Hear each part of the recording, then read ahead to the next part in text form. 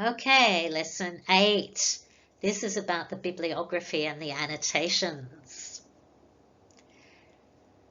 This is also worth 5 marks in the marking criteria, so it's very important to get this right. People have been known to lose marks because their bibliography has been incorrect. And you can never predict who's on the panel and whether they are very particular about the bibliography.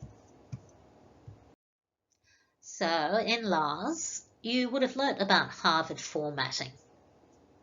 So the bibliography has to be in a Harvard style. You should have between 5 to 10 items. They have to include a primary source, and 2 of the references have to be annotated. The bibliography is 5 marks in the marking criteria, so be careful. Make sure you have it in alphabetical order by the author's last name. Make sure the Harvard format is correct, and you can use MyBib for help online, but just check it over to make sure you get it right. Now, in the past I have heard of markers deducting marks for the bibliography not being in alphabetical order. That's a very simple thing.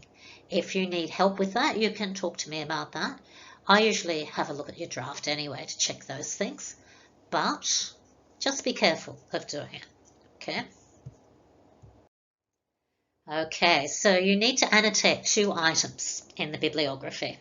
Now, in the marking criteria, it mentions the words authenticity and credibility.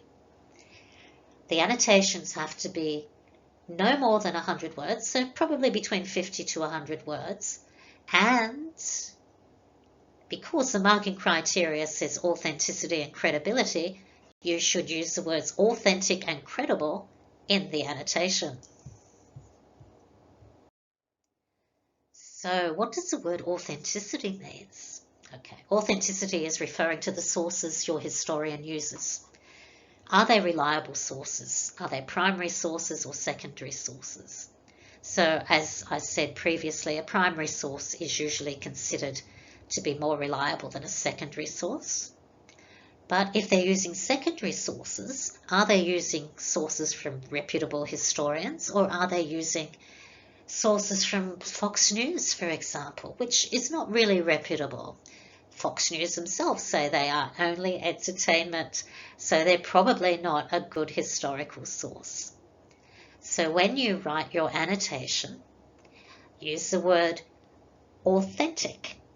So you could say, this author uses authentic sources such as primary sources. And that would be a nice thing to put in your annotation.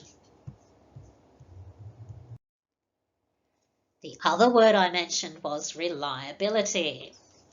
Reliability refers to the author. Who are they? Are they an academic? Have they published a book or a paper? Did they personally experience the event or meet the person? Have they been criticised by other authors? Now you can find out a bit about an author by looking at reviews of their publications. So if your author is an academic, they would have written books as well as journal articles. And you will see that if you just look it up on Google, review of Smith's book on Alexander the Great, for example, that will tell you a little bit about who they are and whether they're a reliable writer. So an academic historian is more likely to be a reliable source, whereas an unknown author on the internet is less likely to be reliable. An academic with a PhD will be more reliable than an undergraduate. Okay, so this is when you do your annotation, use the word reliability and talk about who the author is. Oh, remember Lars back at the beginning of the year when you talked about bibliographies and annotations? Have a look at that. You should still have the book, I think, so review that. And don't forget the bibliography and annotations when you write the essay, as they do form a large part of your overall mark. Look at the examples. There's an example in the booklet. but more particularly, there are examples in your Lars booklet which will help you with this particular aspect of the essay. Once again, if you have any questions, just email me and I will review your bibliography and your annotations to see if they're okay. Good luck!